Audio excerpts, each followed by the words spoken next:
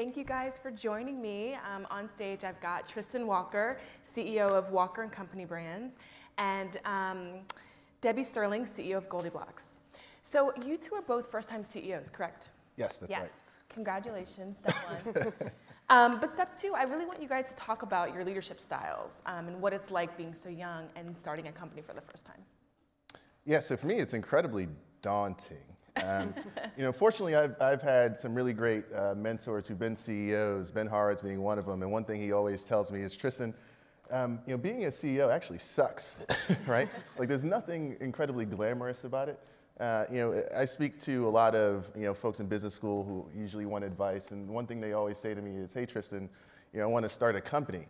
And I've had hundreds of people say that, and I've never had one person come to me and say, Tristan, I want to run a company, right? I thought that was really interesting and unique, right? Because it comes with its own set of kind of problems and issues, and it's something that I always wanted to do, right? So for me, I always talk about how I'm so disillusioned as like being a CEO because I hadn't expected that, but having folks like Ben kind of push that in my head, I'm so anchored in the direction of being a CEO and having it quote unquote suck. That I love every single thing that I do every single day because now for me it's an opportunity, right, and not a detriment. For me, it's really interesting. It's been hard, and as a first-time CEO for sure, and a big part of it too. So the reason I started GoldieBlox was I wanted to inspire young girls to get interested in science and engineering and math, and hopefully one day become CEOs or leaders or engineers. And I felt like a lot of people kind of said to me, Debbie, why are you the CEO? You should be the product designer or the engineer. And I felt like, well, I need to challenge myself. I've never done it before, but it's kind of meta, but like, GoldieBlox, we want to teach girls to take risks and learn, and so I'm gonna set that task for myself. And along the way, it's been 5 years now, and many times I've felt the classic imposter syndrome, right? Yeah. Where I'm so young, I haven't done this before, and every leader in my life has always been an old white male. Like all of my bosses I've ever had and my professors. So like, who do I look to as my role model in all of this? And I've made many mistakes along the way, but the thing I've done right so far, the thing that works, is when I'm just authentic. Yeah. Like when I'm not trying to be somebody else or act, whenever I do that, I royally screw up. But when I'm just honest and candid and just try my best and vulnerable, I think my employees really respect that, and that's worked out for me. That's right. Yeah. Wait, Tristan, do you ever get imposter syndrome at all? Do you ever have those moments of like, oh, what am I doing here? When I started, yeah. Now I don't, because I really don't care what people think about me anymore. Yeah. No, I say that quite seriously. It took me 30 years to really get to that point, right? Where, in starting this company, I started Walker & Company. We try and make health and beauty simple for folks of color. It's a CPG company in Silicon Valley. And with Walker & Company, it was really the first time I started to hear no a lot, right? When I'd go out and try and get fundraising, a lot of folks would say, no, I don't really get the idea. But when I'd kind of pitch them ideas that I knew they'd really run with, right? And I started to really think, I was like, perhaps the reason they're saying no is because they're unwilling to acquire the context to understand what we're actually working on. And it has nothing to do with kind of the idea being a bad one.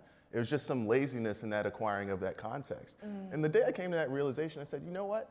Maybe I know something they don't know, right? And there's power in that, and there's opportunity in that. But it really took me that long to really not care like what people thought about me, and that actually freed me up to be the best CEO I can be. That's amazing. Yeah. Well, Debbie, what have you learned about combating that feeling of imposter syndrome? I'm so curious in this because I feel like we don't talk about it enough, and I think it's a thing that plagues a lot of people, especially women who work in business and who are in positions of power and high visibility. But do you have like a mantra that you say in the mirror? Like, what do you do to sort of like keep going despite that? Yeah, I think I have to pump myself up, and I have wonderful mentors as well. So, along the way, I'm just so, passionate about the vision and the social mission of GoldieBlox that people have been excited to be involved. And so people like Maxine Clark, the founder of Build-A-Bear, who's on my board and has been my mentor now for the past 4 years, or Sean Dennis, who is the CMO of American Girl, who's on my board as well. I mean, last week, Sean and I were on the phone, and she gave me an hour-long pep talk. Nice. She's like, I've never met someone with as much grit as you.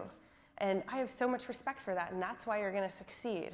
And to surround yourself with people like that, I think, to help pump you up, like that's given me the confidence sometimes when it gets tough or I question myself. You know, I have to remind myself that what Tristan and I are doing is really, really hard. And there isn't necessarily a playbook because there are very few women in leadership positions, very few minorities. Like there isn't a playbook, so we're kind of writing the rules. Which is a really exciting opportunity too, because you guys are becoming examples yourself. We hope so. Fingers crossed. Yeah. But I'm interested in something though, because you guys are both, I mean, you both are very young, you look very young, I mean, you have young workforces, right? So what is it like leading a team that might see you as a peer? Like how do you have to assert yourself, or how do you kind of let them know you're the boss without literally saying like, remember I am the boss, like I am your boss. Or maybe you do say that, I don't know. Yeah, so for me, it really centers around this whole like millennial question, right? And for me, it's very, very strange, right? Because millennial for me means a whole bunch of different things. I'm a 32-year-old with a 2.5-year-old son, and I'm about to celebrate my 10-year anniversary this summer, right? And not only that, right? I'm a young kid who actually came from Queens, New York, relatively poor, right? So a lot of folks have this kind of blanket assumption around how millennials should act and lead, et cetera. And this is also the first time I'm running a business not being the youngest person at the company. I'm one of the older folks at the company. So it's not like they even look at me as like the boss. It's almost, I've been called the dad in the office. And it's really weird. Even in Halloween, they dressed up as me as like the dad in the office with his hoodie and his Lululemon hat, right? So, you know, I have to be really, really thoughtful about how I toe that line, right? Because I'm still a part of their age cohort.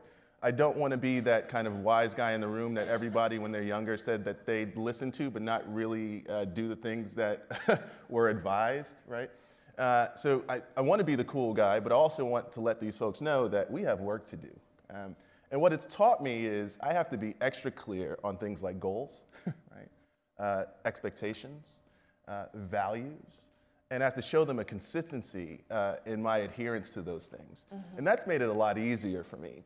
So it's not about, you know, is he cool? Is he kind of overbearing? Is he micromanaging? As long as I'm following the values that I kind of promulgate at the company and they have those shared values, it's worked pretty well for us.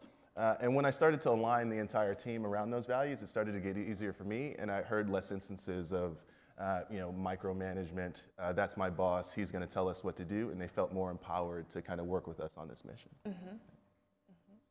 I totally agree, and that has taken me a long time to learn as well. But we do have a lot of young people, and one thing I've noticed about millennials is they seem to just question authority in general, you know? And so it's like, you know, I'm young or maybe close to their age, but you know, we have very senior executives at GoldieBlox as well with, you know, 25 plus years of experience, and they question them just as much as they would question me.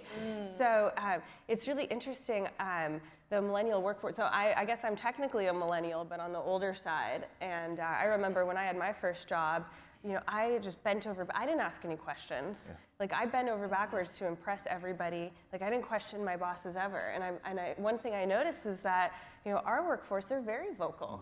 And they, you know, they let us know what we need to work on. They let us know what they want. And I don't think that that's specific to GoldieBlox. Like I think that it's a generational thing. And so for me, I've just tried to make it really important, find ways to make sure everyone knows that they're being heard. And you know, I certainly don't try to be everybody's best friend, but at the same time, I feel like our employees, like they really want us to treat them like humans, not employees. You know, Oh, go ahead. I'm sorry. No, go ahead. Yeah, I was thinking about this quite a bit. The reason why I talked about, you know, it's important when you say millennial to really understand what that millennial, you know, who that millennial is. You know, when I was growing up, as Debbie mentioned, like we were all about the hustle, right? Like just keep your head down, go, go, go, go, go. And the thing that I realized about a lot of the young folks who work for us, they don't need me. They don't need us, right? We have a lot of folks who come into the company with their own brand already, right? And it's like, wow, like how, and you know, what do you do with that? Right? Do you embrace it? Do you tell them to back off a little bit? And we try to embrace that, right? Because we want folks to come with their own authenticity, and we're not going to challenge them. They have tools and platforms to kind of help push their brand more, and that's only going to help us even more, right? And I think a lot of folks, when they look at these millennials and talk about their laziness, right? When they talk about their lack of care and putting their heads down to get to work, I think it is a bit not only disheartening, but a bit demeaning too, because these folks, they don't have to be mutually exclusive. And that's one thing that I was just never used to and I was surprised by. And it just took me some time and patience to actually start to embrace it a little bit more. Yeah, I want to talk a little more about expectations and also the generational shift, because like you, I mean, I would have done anything to get into the door, and now I think there's this, millennials have different expectations, they have different, and it's not necessarily laziness, they're interested in lots of things like social responsibility, but they're also, there's a lot of data on younger workers who they don't expect to be at the same company for their whole career, and they want to do different things. And I was talking to an executive who told me an employee left her company because she didn't have enough time, I relayed this to you over the phone, she didn't have enough time to do the things she wanted to do in her hobbies. So the executive was like, well, what are your hobbies? Maybe we can fold them into the company culture. And the employee was like, it's stargazing. And she was just like, I can't help you. Like, I mean, go forth, young one. Gaze at the stars all you want. But it's like, it's that kind of thing. And for this employee, they were like, I'm an attractive hire, like I'm gonna go do what I want and I'll get another job. So how do you balance those expectations and still maintain, you can't cater to every whim, right, of your employees, but how do you balance new ideas about work-life balance and that transition? Yeah, so, the interesting thing about, I think, all of this is, when I was growing up, I didn't have any hobbies. And I didn't have any hobbies because I didn't have the time to. I'd come into work, you get there at 6 in the morning before everyone else, you leave at 9 at night after everybody else leaves. And I was just so focused on doing the best possible job that I could do that I didn't spend any time kind of figuring out my hobbies and allocating time to that thing. In addition to that, one thing that I really focused on growing up is brand name, right? Who are the banks I wanted to work for, as opposed to why I wanted to work for those banks, for instance, right? Now today, when I look at a lot of the younger folks on the team, they're guided by values as opposed to brand name. One of the first things that I did before I started the company, I wrote out what those values are, right? We have 6 at the company, and they're my personal values too. Courage, inspiration, respect, judgment, wellness, and loyalty. Now, they're on our website, and there are a lot of companies that just put values on the website and define it, but it's also important to entrench it in every single thing that you do, right? So when we interview folks, we'll ask them leading questions to get at their courage, their inspiration, their respect, judgment. When we do semi-annual, annual reviews, you're rated against your goal attainment for sure, but also your adherence to those values. And in that process, we get a sense for who those people are and who I am and the things that matter. And for all the folks kind of at our company, I think, and I really believe this, and I think that they'd say that they believe this too, is that they didn't come because we're Walker & Company. Like, that name didn't mean anything a few years ago. They came because we had a set of values that were important to them, that would allow them to create and not really get in the way of their own kind of interests and hobbies and innovation. Yeah, I think a lot of millennials, they really want meaning. They're looking for meaning. They almost don't seem as money motivated as used to be. They want meaning, and I think a lot of them come to GoldieBlox because we have a social mission, and they care about empowering young girls. And one thing that I learned is that brings them in the door, and we're able to recruit some of the most amazing people we never thought we could get because they can feel good every night when they go to bed that they're making a difference in the world. Right.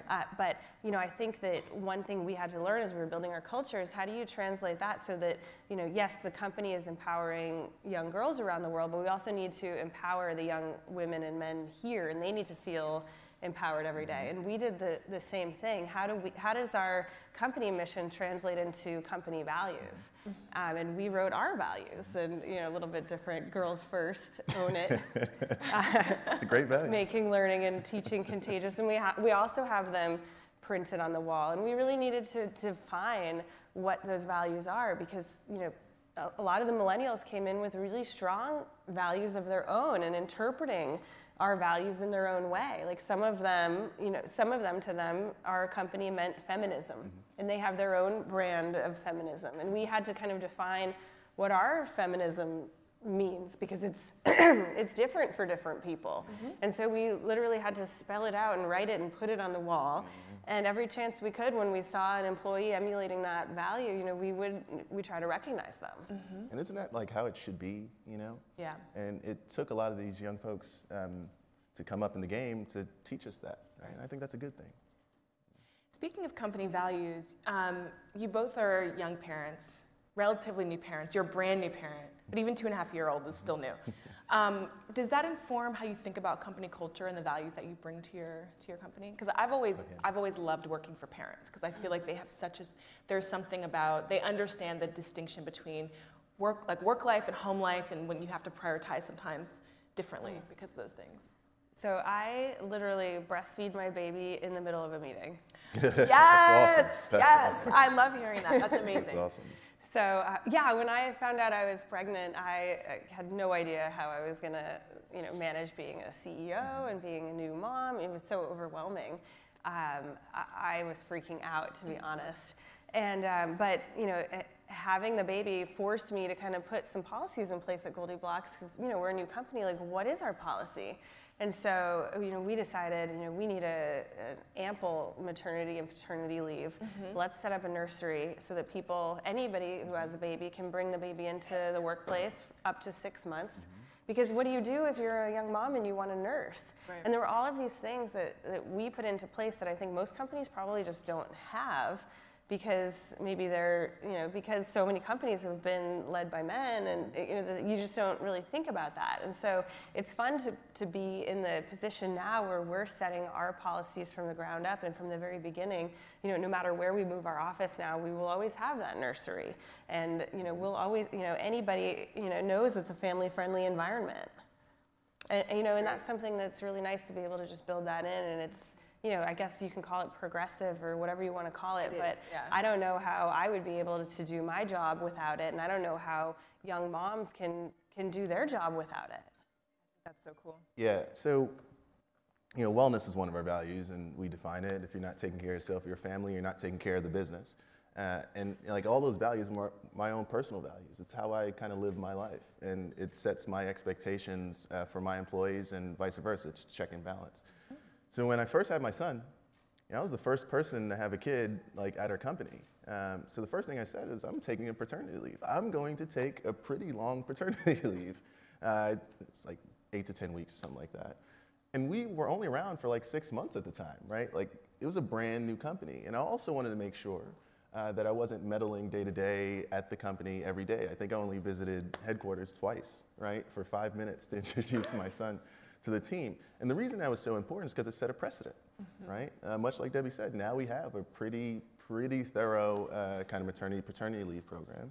You know, we're going to have a few folks on our team have children in the coming months, and I'm very excited about that. But they felt kind of the space to actually be able to do that without having to ask anything. It's like our default state now. But to kind of attack the question a little bit more directly, my having a child has made me both more empathetic and more ruthless at the same time. And what I mean by that is, you know, you have to kind of raise this young boy, right? And you know, if he jumps off the stage, I want to, you know, catch him, right? I want to make sure that he feels protected and safe. So, you know, what does that mean in the context of, you know, my company? You know, I want to lead through my values much in the same way that I want to raise him through my own personal values. And on the ruthless side of the business, look, here are the brass tacks. My name's on the company. His name's on the company, and it's important to me that everybody, like we all take that stuff very seriously, right? You know, as much as you can have the best culture in the world, at the end of the day, we have a business to run, right? And I want to make sure that we run it, again, through our values, but not lose sight of the fact that, you know, we make money so that we can stay around to change some lives, right? So I have to be ruthless, weighed with this kind of greater level of empathy, and it's worked well for us, I think. I also want to talk to you both about what Silicon Valley cliches you think are overused and need to be retired, or just, I mean, we spoke a little bit about this idea of culture fit. You and I talked a little bit about husband and wife like taboos in terms of running companies together. I don't know if you want to speak on those or other things come to mind. Sure. So I have a couple. One that I really dislike is, like, you know, we're not in it for the money, right? Like, yeah, of course it's about the money. You know, the funny thing is, if it weren't about the money, like, why do we continue to negotiate our equity packages, right? Like why do we continue to negotiate our salaries? It's crap, right? And I don't believe that to be the case. I think it's okay, right, to want to make money to some inevitable end to potentially give back. So that's, we can talk about that all day. And the other thing, I guess, more directly to this culture fit thing, I think it's silly. Like, how could you say that you're, creating a great culture having not defined it? Right? No one ever defines what culture actually is. And the reason I take this values thing so seriously because it's a clear definition, right? A clear expectation. And one of the things that I tell a lot of folks is I will always hire the asshole that shares my values, and I'll never hire the nice person that doesn't, right? Because we can manage the former, right? We can tell that person and guide that person to better leadership. But to the latter, your values are core to who you are. I can't change that for you. And we have very different personalities at the company, but we all share, I think, the same core values.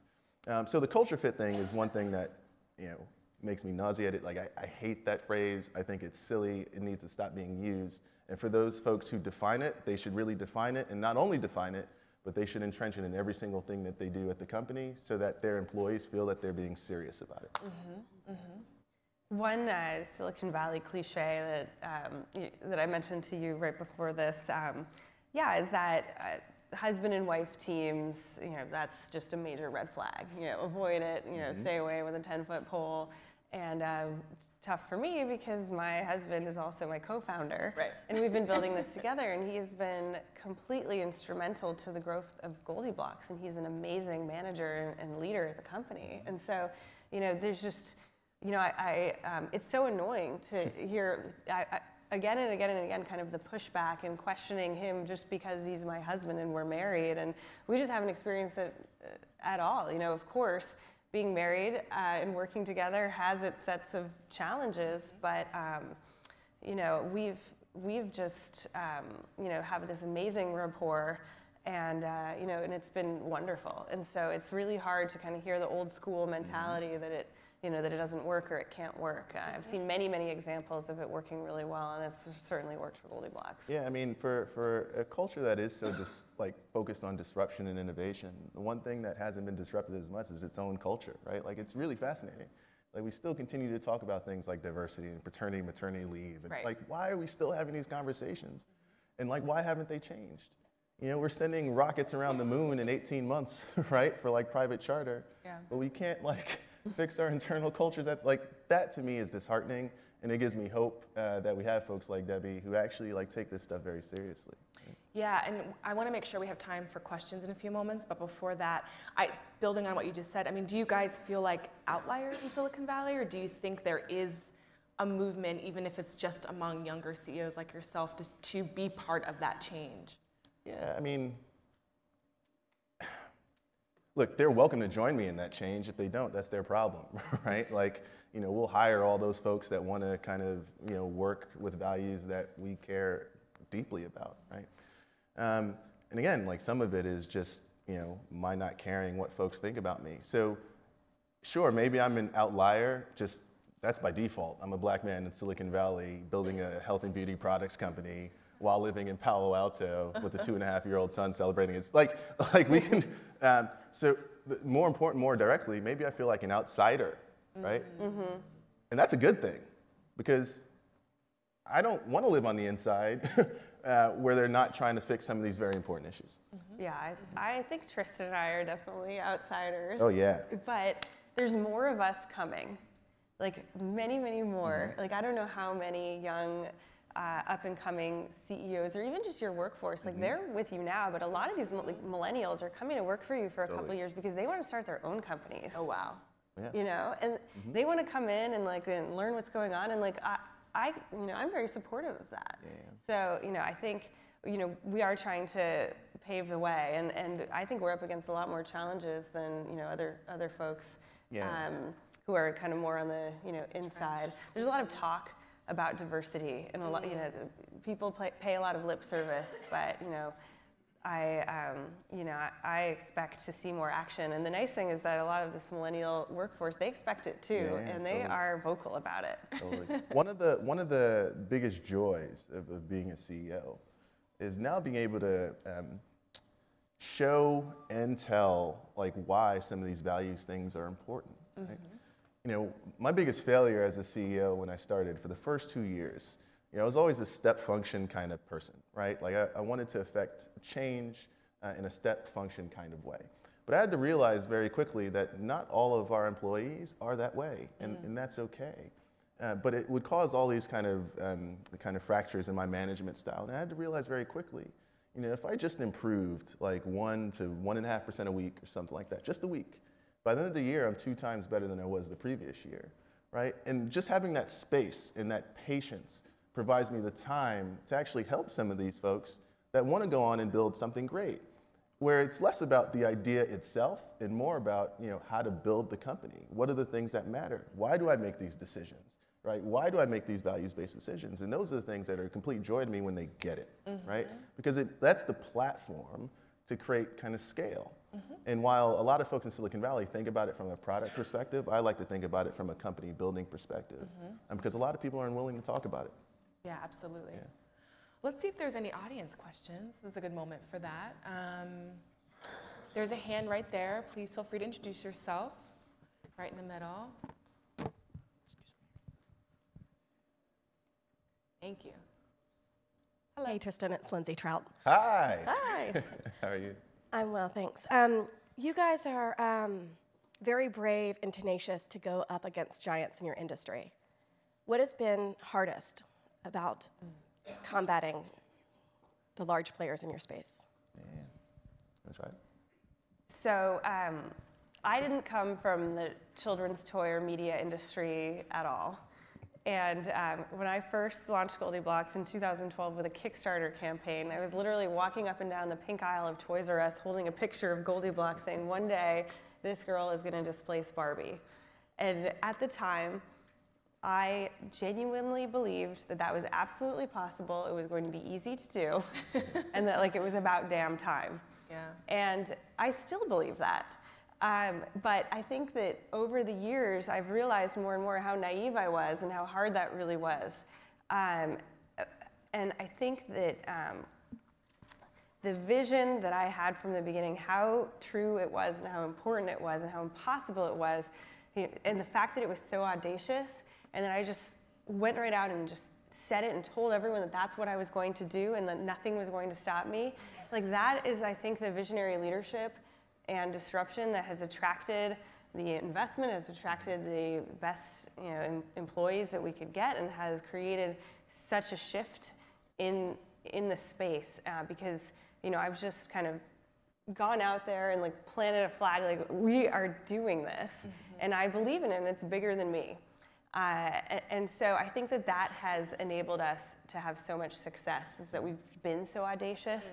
And I think that the only thing that's going to keep it up is to continue to be audacious and not get jaded or discouraged, even though I now know how hard it is what I've been trying to do. It's amazing what we've accomplished because we believed in it. Yeah, I mean, for us, everything starts with the product, right? I mean, that's the cliche thing you always hear. So we got to develop and design the best possible product that we can. So the question I always get, well, can't these large companies come and like copy you? It's always a lazy question that I get, right? So it's like, all right, now let me make up like a kind of counter rebuttal for this inevitable question that I know I'm going to get. And the one thing that folks really lose sight of, there are a couple ways that you can beat incumbent companies. There's better product, there's better company, right? And if you think about what we're doing, health and beauty, products and services uniquely tailored to the needs of people of color. So what does that mean? You want to have some authenticity, right, for the customers that you're serving. So what does that mean? That means the diversity of our employee base should reflect the diversity of our consumer base. What does that mean? That means that some of the ideas that are coming from this very diverse employee base are going to be very relevant and authentic to the folks that we're trying to serve. You combat that with a lot of the folks we're competing with who aren't diverse at all, right? So the bet is who's going to win over the long term when this country is a hell of a lot more diverse than it is today. And the world is more diverse than people actually think it is, right? So for us, our company makeup is our strategic advantage. That's very hard to compete with. And if we have enough time, right, and money and all that other stuff, right, and actually focus on what we set out to do in the first place, we'll be just fine.